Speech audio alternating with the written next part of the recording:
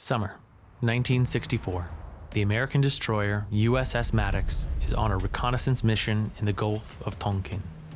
Out of nowhere, 3 North Vietnamese patrol boats close in on it. The Maddox fires a warning shot into the air. The response? The boats open fire, torpedoes and machine guns blazing. US fighter jets rush in for support and the Vietnamese retreat. The very next day, the US sends another destroyer into the Gulf. Everyone's on edge expecting another attack.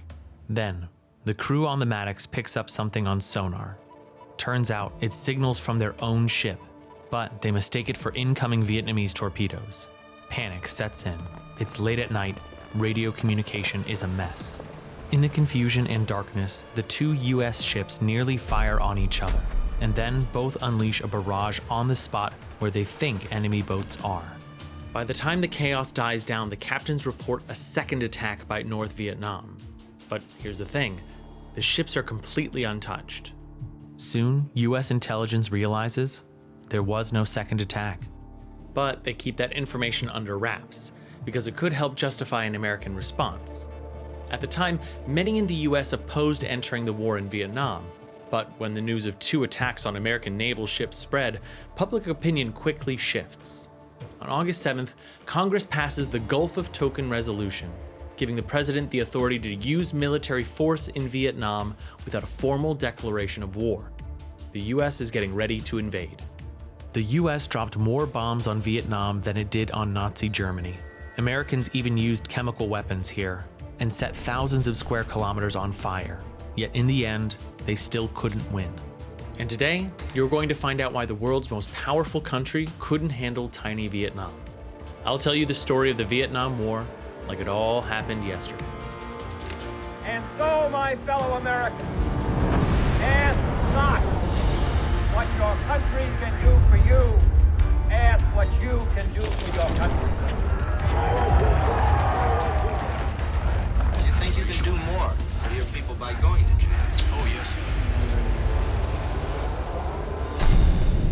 I have initiated a plan which will end this war.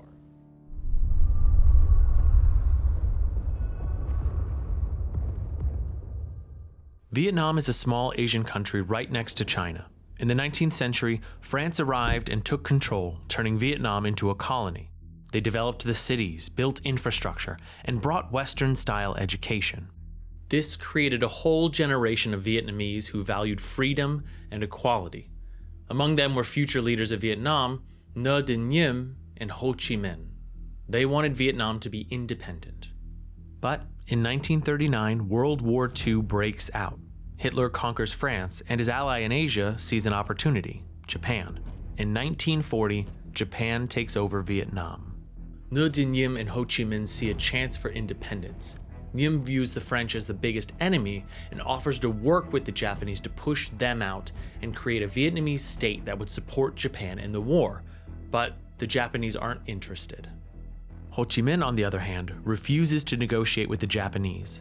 He forms the League for the Independence of Vietnam, better known as the Viet Minh. The Viet Minh is made up of communists, so they start a guerrilla war against both the French and the Japanese. Ordinary Vietnamese people see Ho Chi Minh as a national hero. Soon he gains support from China, the USSR, and even the United States. Japan becomes a common enemy for them all. By March 1945, as Japan's defeat becomes obvious, they turn Vietnam into a puppet state and put Emperor Bao Dai in charge. But just a few months later in August, after the atomic bombings of Japan, Ho Chi Minh convinces the emperor to step down. On September 2nd, he declares the Democratic Republic of Vietnam. He invites Ngo Dinh Diem to join his government, but Diem refuses because he hates communism. Soon after, the French return to Vietnam. They still see the country as their colony. Ho Chi Minh looks for support, but all his former allies turn their backs on him. You have to negotiate with the French directly, and while they don't seem totally against the idea of Vietnamese independence, they'll only accept it within the French Union. Ho Chi Minh says no deal, and in 1946, war breaks out between his Viet Minh forces and France.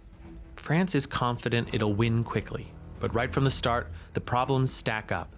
Brutal tropical heat, dense jungles, and a war being fought thousands of miles from home. Then, in 1949, Ho Chi Minh gets powerful new allies, Communist China and the Soviet Union. They start supplying the Viet Minh with weapons. France begins to lose ground, and fast. They're running out of both motivation and money. That's when the United States steps in to help France. America covers 80% of France's military expenses and supports with logistics and intel. All in all, they pour in $3 billion. And why is the US spending so much? It's the Cold War. At this point, America's locked in a global rivalry with the Soviet Union and the rest of the communist bloc. China is already under communist control. In 1950, war breaks out in Korea, and after World War II, half of Europe is painted red. The US strongly believes in the domino theory. If one country in a region falls to communism, the rest will soon follow. To prevent that, they support any government or group standing against communism. And that's exactly what they're doing in Vietnam. But despite all this, France still loses. After the Battle of Dien Bien Phu, 11,000 French troops are captured. That's the final straw. France decides to pull the plug on the war. In 1954, world powers gather at the Geneva Peace Convention. There, Vietnam is split into two, along the 17th parallel. The North, with Hanoi as its capital, becomes a communist state under Ho Chi Minh. The South, centered around Saigon, remains a democracy, led by Emperor Bao Dai. The division in Vietnam was meant to be temporary. In 2 years, the country was supposed to hold a national referendum and reunite. But 2 years pass. France kept its word and pulls out of Vietnam, yet the country doesn't reunify. Ho Chi Minh has strong support, both in the North and the South. Meanwhile, Bao Dai, who spends most of his life in France and had zero political experience, isn't popular and isn't ready to lead. So he brings in Ngo Dinh Diem as prime minister. Diem quickly rallies loyal support and starts a smear campaign against Bao Dai himself, portraying him as a useless drunk and a playboy. Then, Diem takes it a step further. In October 1955, he rigs an election and seizes total control. He declares himself president of South Vietnam with a suspicious 99% approval rating. Bao Dai, he packs up and returns to France. And just like that, Vietnam is officially split in two, with brutal leaders on both sides. In the north, Ho Chi Minh executes enemies of communism. In the south, Ngo Dinh Diem cracks down on communists. He appoints his family and friends to top government positions. Corruption spreads like wildfire, and criminals run free. All this makes Nhiem's regime deeply unpopular amongst the Vietnamese people. And out of this discontent, a resistance begins to form, the National Liberation Front of South Vietnam. Ho Chi Minh sees the opportunity and acts fast. At first, he secretly supplies them with weapons. Then he takes control of the whole movement. That's how the Viet Cong is born, short for Vietnamese Communists. With the Viet Cong, Ho Chi Minh launches a guerrilla war against South Vietnam. Publicly, Ho Chi Minh claims this is a civil war and that he has nothing to do with it. But in reality, he's sending his own troops to back up the guerrillas. And soon, Ngo Dinh Diem starts losing the war. He can't figure out how the Viet Cong are getting their hands on so many weapons. The border with the north is tightly guarded. But the guerrillas are bypassing it, using what's known as the Ho Chi Minh Trail. That's the name for a network of secret jungle paths running through neighboring Laos and Cambodia. It's not just a trail. It's an entire system of roads, tunnels, and footpaths stretching over 16,000 kilometers.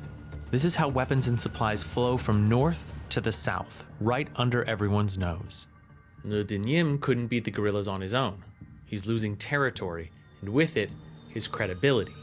So he turns to the United States for help. At the time, John F. Kennedy is in office. America had already lost ground to communists in Korea and Cuba, and Kennedy isn't about to lose Vietnam too. He sends 16,000 troops to support Diem. At first, they're just military advisors, instructors, and regular soldiers, stationed far away from the front lines. But they don't really change the situation, and as if things weren't already falling apart, Diem decides to ban the main religion of the Vietnamese people, Buddhism. This sparks massive protests. Diem responds with brutal force. he orders the protesters to be shot. In a shocking act of protest, a Buddhist monk sets himself on fire in the middle of the capital. After that, the US decides Diem is more of a liability than an ally. They start looking for someone to replace him. Turns out, Diem's own military is already plotting a coup, so the CIA contacts them and basically gives them the green light. The US won't stand in their way. On November 2nd, 1963, the coup goes down. Diem is assassinated and the military takes over, but things only spiral further. The new military leaders can't agree on anything. Meanwhile, back in the United States, President Kennedy is assassinated, and suddenly, Vietnam is no longer a priority. The Viet Cong seize the moment. From there, in just 2 years of guerrilla warfare, they take over a third of South Vietnam. The Americans see what's happening, and soon decide it's time to stop playing defense. They are going to war. So American air forces start hitting military bases and oil depots in North Vietnam, and right before the ground troops land, Operation Rolling Thunder kicks off. Bombers smash roads, power plants, and even dams. By spring 1965, the first American troops arrive in Vietnam. Pretty soon there will be 200,000 of them here. Meanwhile, South Vietnam keeps losing territory. The Americans decide to basically sideline their own allies so they won't get in the way of the fight against the communists. The United States knows it has something the French never did: air superiority. In the first weeks of the invasion, American planes do pretty much whatever they want, but that doesn't last long. The Viet Cong start getting support from China, the USSR, and North Korea. Along with thousands of tanks, armored vehicles, and rifles, they also receive modern air defense systems. American generals never expected that ordinary guerrillas would start shooting down their planes and helicopters in numbers. But the US isn't without allies here either. Back in 1954, they had already set up a military organization called SEATO to fight communism across Asia. It's kind of like a modern-day NATO. SEATO includes Australia, New Zealand, the Philippines, Thailand, Laos, and Cambodia. These countries also send troops to Vietnam. SEATO even has South Korea and Taiwan, both of whom have their own scores to settle with the communists. But in the Vietnam War, there's no clear front line like in other wars. Viet Cong guerrillas hide in jungles and mountains, striking from unexpected places. They know the territory perfectly, and the local population supports them. Officially, North Vietnam under Ho Chi Minh isn't at war with either the US or the South. His army just secretly moves south to join the guerrillas. Because of this, US Army Commander William Westmoreland develops a search and destroy tactic. American troops leave their bases and head into the jungle to hunt for guerrillas. As soon as they find them, they call in artillery and airstrikes. The Viet Cong aren't prepared for such a powerful enemy, especially with these American helicopters giving them hell. The Vietnamese suffer heavy losses. Some are killed, some are captured. In some areas, for every American casualty, there are 10 Vietnamese. The Viet Cong are losing not just people, but territory too. General Westmoreland reports to the US President Lyndon B. Johnson that victory is just around the corner. But the US keeps hitting a wall. In villages they've cleared of guerrillas, new ones pop up almost immediately. American helicopters and planes are taking them down more often. But US casualties keep rising. That's because the Viet Cong have nowhere to run. They disappear into underground tunnels. They dig them in a special clay that turns soft in the rain and rock hard in the sun. By the 1960s, these tunnels have become full-blown underground cities with hospitals, storage rooms, barracks, and even cemeteries. They stretch across all of South Vietnam. The biggest tunnels go 20 meters deep and could extend for over 60 kilometers in length. They've got electricity powered by bike generators and ventilation systems. Guerrillas could live down there for months. And just when the Americans think they've cleared an area, out come the Vietnamese, hitting them again. Eventually, the Americans discover these tunnels, but no one even begins to grasp their full scale. At first, they try tossing in grenades or pumping in gas, but it does nothing. Then they try sending in dogs, but that just gets the dogs killed. So US commanders start sending soldiers underground themselves. That's how an entire unit was born, which soldiers nicknamed the Tunnel Rats. They're often skinny and short fighters, mostly Latin Americans, smaller than average. They crawl deep into the tunnels, plant explosives, and blow them up. There might be Vietnamese down there, But the Americans don't bring guns. In such tight spaces, a shot could blow your eardrums apart. So the only weapon they take is a knife. They use it to defend themselves and a probe for hidden traps. And traps there are plenty. The Viet Cong hide small pits with sharp bamboo tips smeared thick with feces. They even hide venomous scorpions. Basically, the tunnels are full of dangers and nasty surprises, yet somehow a tiny puppy that got lost down there was pulled out alive. In total, over the entire Vietnam War, there were about 700 tunnel rats. 36 of them were killed, and a few hundred more were wounded. But the tunnel problem? They never really solved it. The Vietnamese adapted quickly, making it even harder to fight them. So, the US turned to chemical weapons. Chemicals were sprayed over the jungles, causing trees to shed their leaves. The idea? To strip the guerrillas of their natural cover. Over the course of the war, 20,000 square kilometers of forest were destroyed. That's roughly the size of El Salvador. The most infamous chemical, Agent Orange, caused a full-blown ecological disaster. It didn't just destroy forests, it wiped out Vietnamese crops too, and eventually, Agent Orange started poisoning American soldiers as well. At the same time, the Americans exploited local superstitions against the communists. They learned Vietnamese feared unburied dead. They believed the souls of the deceased would wander the jungles and bring harm. So the US recorded ghostly wails and played them at night in the jungles to terrify the guerrillas. And finally, communist positions were hit with napalm, a kind of thickened gasoline. It sticks to the skin and burns at around 1,000 degrees Celsius. Almost impossible to put out, napalm incinerates everything in its path. But neither Agent Orange, nor ghost sounds, nor tons of napalm helped the Americans win. If anything, it only drove more Vietnamese to resist them.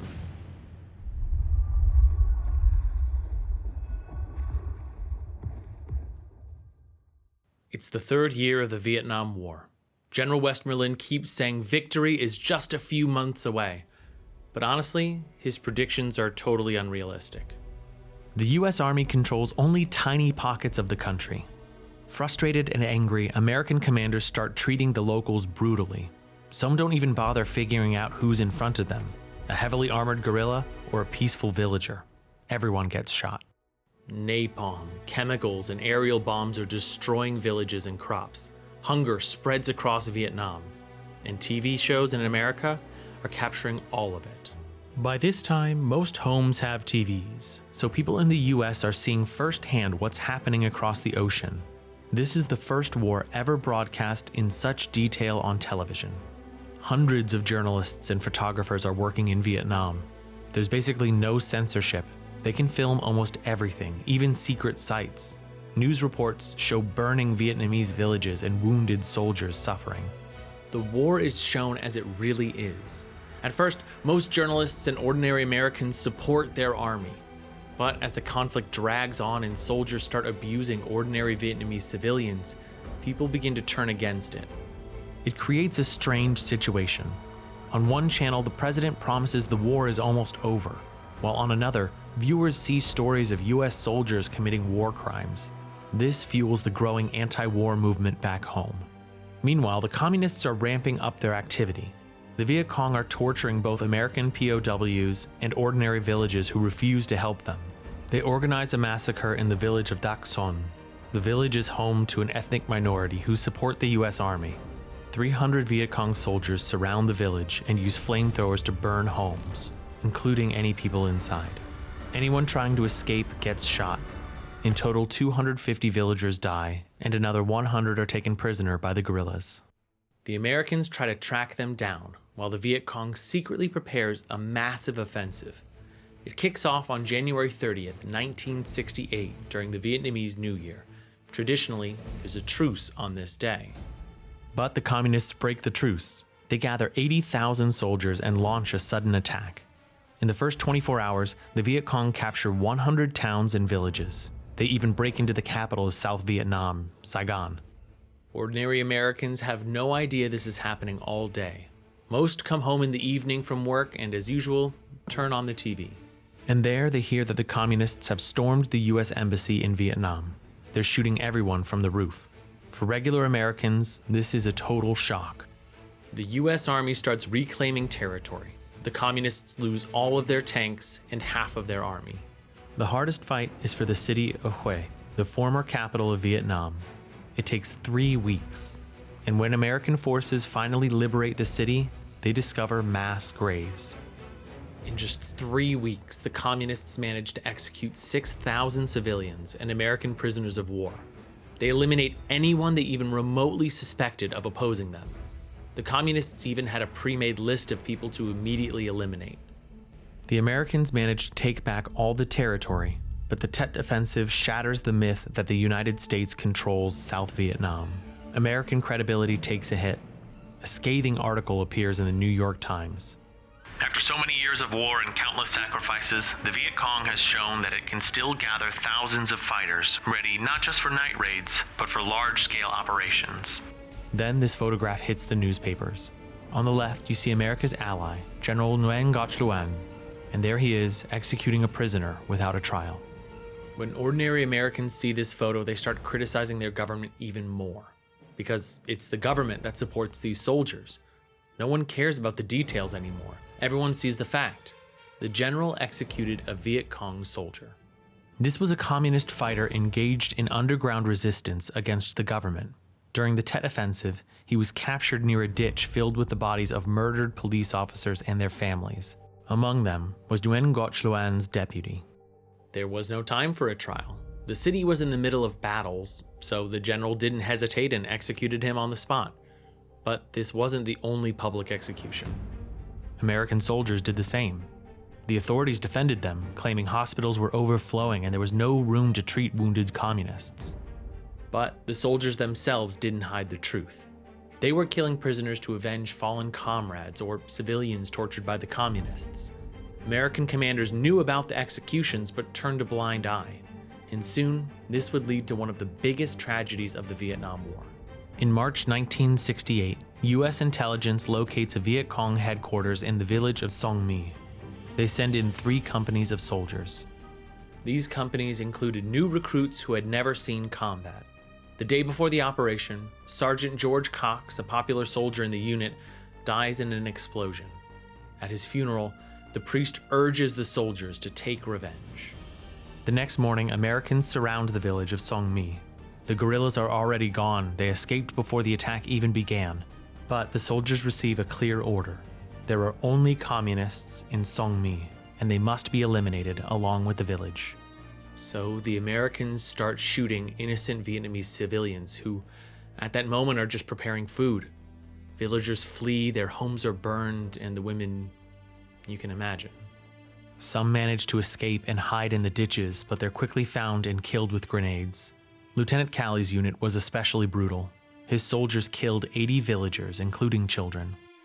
Not all soldiers supported these executions. Private Herbert Carter, he actually shoots himself in the foot just so he can be sent to the hospital. Major Hugh Thompson Jr. was another like that. His helicopter happened to be flying over the village during the killings. He didn't know the full details of the operation. Thompson spots a ditch filled with bodies. He lands and realizes there are still people alive among the dead. He asks the soldiers to help save them, but they refuse. So he turned to Lieutenant Calley. What is this? Who are these people? Just following orders. Orders? Whose orders? Just following. But these are human beings. Unarmed civilians, sir. Look, Thompson, this is my show. I'm in charge here. It ain't your concern. Yeah, great job. You better get back to that chopper and mind your own business. You ain't heard the last of this. Thompson takes to the air again. From above, he sees even more bodies scattered across the village and reports it over the radio. It looks to me like there's an awful lot of unnecessary killing going on down there. Something ain't right about this. There's bodies everywhere. There's something wrong here. At that moment, from the helicopter, Thompson spots 15 Vietnamese people running into a bomb shelter. The major maneuvers the helicopter right between the fleeing Vietnamese and the American soldiers chasing them. He orders his men to shoot anyone who gets in the way of saving these people. Thompson convinces the terrified Vietnamese to come out of the shelter and calls in other pilots for backup. In the end, he manages to rescue 12 people, one of which was a child.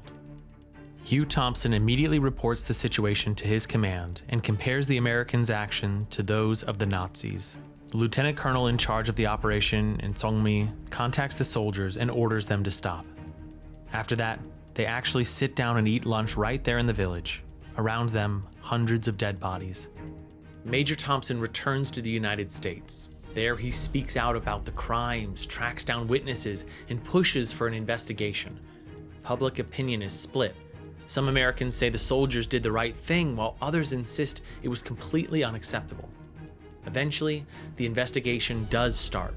First, 80 soldiers are charged, then 25, and in the end, everyone is acquitted except for Lieutenant William Calley. He's sentenced to life in prison. Most Americans believe he was just made the scapegoat. After all, one officer couldn't have killed so many people alone. Calley's life sentence is quickly reduced to house arrest, and 3 years later, he's completely released. In the end, no one is truly held accountable for the killings in Songmi.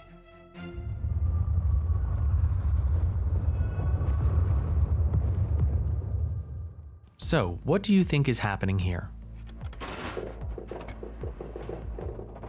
Looks like a regular lottery, right? Only this time, instead of winning money, the prize is a trip to Vietnam. At the start of the war, soldiers with World War II experience are sent there. But they only serve 1 year, and soon the experienced soldiers run out. That's when the draft kicks in. Men aged 18 to 27 are drafted. But in the US, there are millions of men that age. How do you pick who goes first? Here's how they do it. They take 366 balls, one for each day in a leap year. Each ball hides a single birthday. They mix them up and toss them into a drum. Then, one by one, they draw the balls to decide who goes off to war first.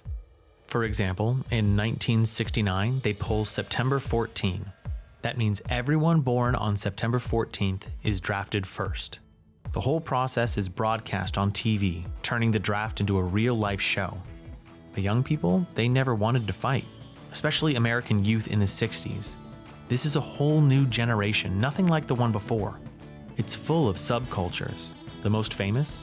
The hippies. Hippies love freedom, sex, experimenting with substances, and most importantly, peace. So when the Vietnam War starts, they protest. And often they just leave the cities entirely, building their own communes far away from the government and the draft. And after the news shows the horrors of the Tet Offensive and the atrocities in Song Mi, the anti-war movement in the US really starts to gain momentum, especially since the draft was a mess. Usually it's poor kids who get sent off to fight. Meanwhile, rich families find ways to get their kids into safe, behind-the-line units or the National Guard, which isn't sent to Vietnam. Even future President George H.W. Bush manages to dodge the war this way. There's also a racial angle. Black activists are speaking out, saying that commanders are more likely to send black soldiers on dangerous missions, while white soldiers are protected. Today we know that's not exactly true, but in 1960s America, black Americans had fewer rights, so even rumors like this were enough to spark mass protests. All of this leads to about 500,000 Americans dodging the draft. Some forged medical papers, others claim their religion forbids them from fighting.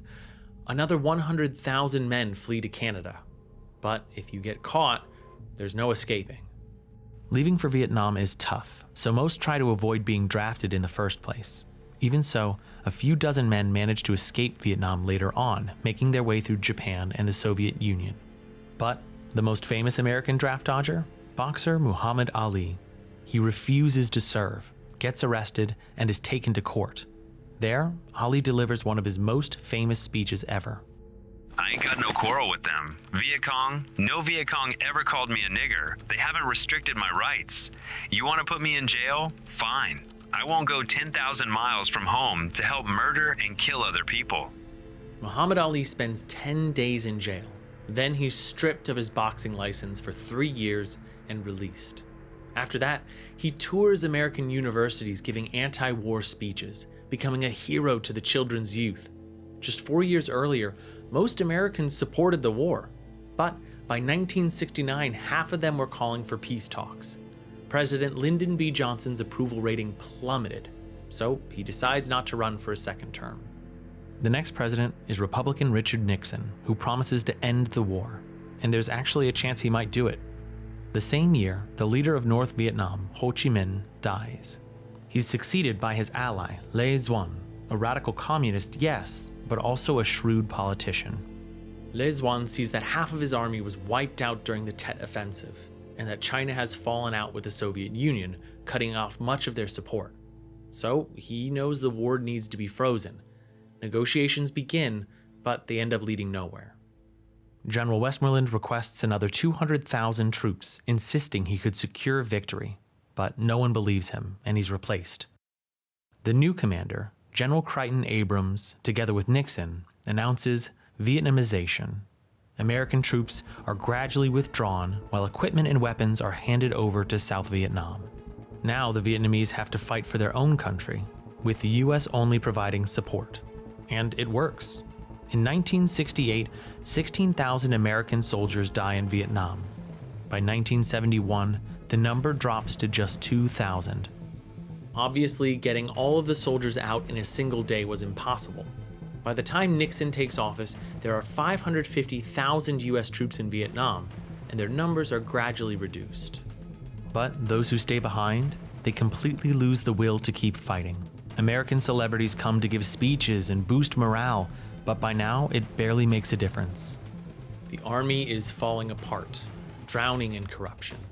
Conflicts between soldiers and commanders get so bad that troops end up killing 200 of their own officers.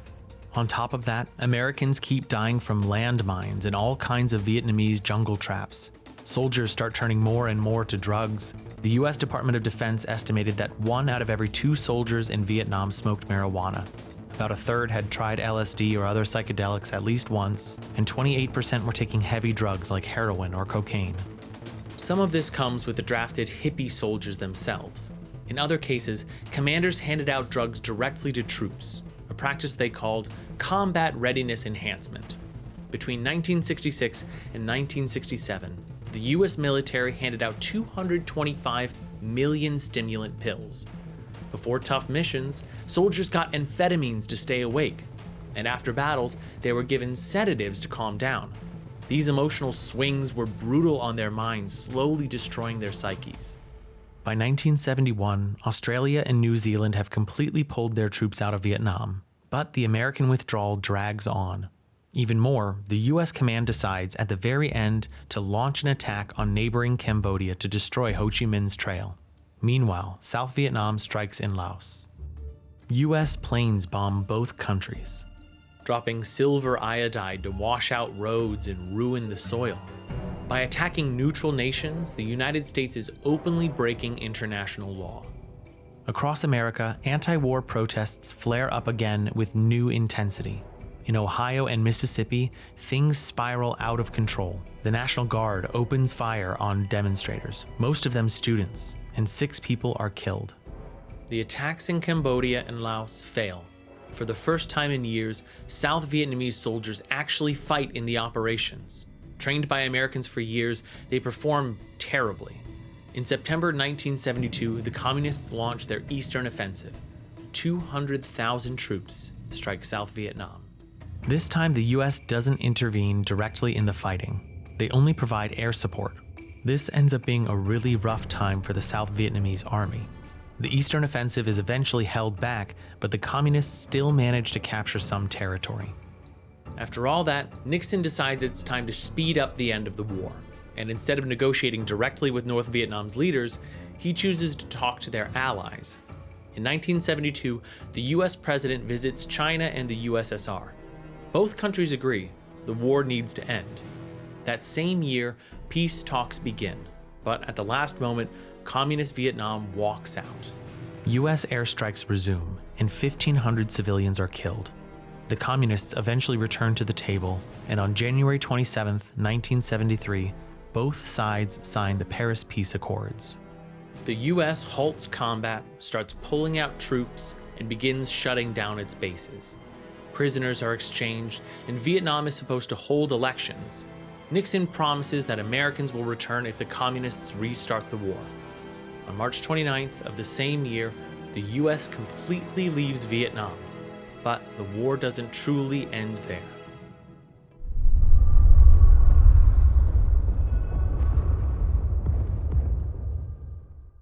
So, Communist Vietnam promises not to attack. But honestly, they don't even need to. Because the Viet Cong guerrillas are already fighting on their own, and the communists can just call it a civil war, so technically the Paris Agreement isn't being broken. By 1974, there are already 370,000 communist troops fighting across South Vietnam. They've got tanks, planes. At this point, they don't even look like guerrillas anymore. The US can't send troops back. They're dealing with economic crisis at home. And after the Watergate scandal, President Nixon resigns. Now in charge is Gerald Ford, who cuts US support for South Vietnam in half. Communist Vietnam takes full advantage, openly supporting the guerrillas. American politicians see it, but so do everyday Americans. They're just tired of the war. On March 1st, 1975, the Communist Army launches a massive offensive. Over the next 2 months, they capture most of the South and push towards the capital. On April 21st, the president of South Vietnam, Nguyen Van Thu, delivers a farewell speech on national TV. He says his country can't fight both China and the Soviet Union on its own. He blames the US for betrayal, resigns, and then flees the country. The US launches Operation Frequent Wind. Their helicopters start airlifting Americans onto their aircraft carriers. Panic spreads amongst the Vietnamese. They're terrified of the approaching communists, so helicopters start picking them up too. But there aren't enough seats for everyone. People scramble to find small boats trying to escape the country on their own. Thousands don't make it. They sink into the sea. Journalists capture all of this chaos on camera. Amid the madness, South Vietnamese Air Force Major Bong Le flies his wife and 5 kids out on a small plane. He spots the American aircraft carrier Midway in the sea, but its deck is packed with helicopters. Bong Le throws a note asking for help. The Americans push some helicopters into the water so he can land. When he touches down, they greet him like a hero. Over the next 2 days, the US evacuates 1,737 Americans and 5,595 Vietnamese and other foreigners. Meanwhile, between 50,000 and 100,000 people flee Vietnam on their own. On April 30th, 1975, communist tanks roll into Saigon, and the South Vietnamese government surrenders. The very next day, the city is renamed Ho Chi Minh City in honor of the communist leader. On July 2nd, 1976, the Socialist Republic of Vietnam is officially established, and it exists to this day. Overall, the Vietnam War claimed the lives of 58,000 American soldiers, and another 1,500 went missing in action. The average age of those killed, just 23 years old. The United States lost 5,500 helicopters and over 3,000 planes. The war cost a staggering $146 billion at the time. That's about $1 trillion in today's standards. Around 2.6 million Americans served in Vietnam. For many of them, coming home wasn't the end of the battle. Veterans struggled with nightmares, flashbacks, and sometimes violent outbursts. Today, we call it post-traumatic stress disorder, and it affected 1 in 4 Vietnam vets. And for South Vietnam, their losses were even higher. Around 250,000 people. Communist forces, a staggering 1 million. But the real tragedy was among civilians. American planes dropped nearly 7 million tons of bombs on Vietnam. That's 2.5 times more than what Germany faced in World War II. Between bombing, chemical attacks, firefights, and famine, about 2 million civilians lost their lives. And it leaves the big question. Why, with all these losses and expenses, couldn't America win? The US was way stronger than Vietnam, even counting support from China and the Soviet Union. In democracies, you've got independent media, and human life is valued a lot more. People in those countries just aren't willing to tolerate the nation fighting a war on the other side of the world for years over something they don't even understand. That's why Americans pressured their government to pull troops out. For the communists, though, losses didn't matter. They just kept fighting. On top of that, the US was wary of sparking a war with China or the Soviet Union. American pilots were even forbidden to attack their ships, which quietly offered tons of weapons to Vietnam. So in a way, the Americans couldn't really lose or win. Eventually, their army just wore out and the US left Vietnam. But the domino effect America feared? It never happened. The USSR and China poured massive resources into supporting Vietnam, but instead of uniting, the communists split apart. Moscow and Beijing would remain at odds all the way until 1989. Even more, in 1979, Communist China attacked Communist Vietnam in an attempt to turn it into a puppet state, but it didn't work. After that, Vietnam spent 10 years fighting the Red Khmers, a communist partisan from Cambodia. Between these wars, there was no time or energy for development. All they could do was carry out repressions. 100,000 Vietnamese were executed and 1 million sent to labor camps. But it did nothing to help the country. Vietnam stayed poor and part of the population continued to starve. Soon, Vietnam becomes a cautionary tale for communism in Asia. And while it was busy fighting everyone, the US was helping its neighbors grow. South Korea, Taiwan, Singapore, they all started booming economically. Then the Philippines, Malaysia, and Thailand followed. In Vietnam, people slowly began to realize they needed change too.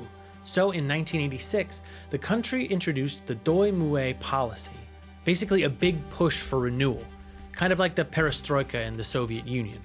This allowed private ownership and opened the country to foreign investments. Today, it's easy to see how much this helped Vietnam. Tourists are flocking in and foreign businesses are setting up shop.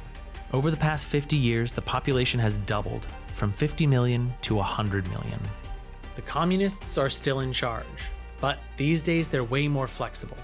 In fact, by 1995, Vietnam had reconciled with the United States, and now Americans are investing there. In this photo, former US President Joe Biden shakes hands with former Vietnamese President Vo Van Thuong. Behind them stands a huge bust of Ho Chi Minh, the same guy who once hated Americans. Thank you guys so much for watching. I hope you learned something. Please, if you like what we're doing here, drop us a comment. We'd love to hear what you want to learn about next. Don't forget to like and subscribe. We're a relatively new channel and we're really hoping to start growing and so we can keep putting out videos like this. This was yesterday. We'll see you in the next one.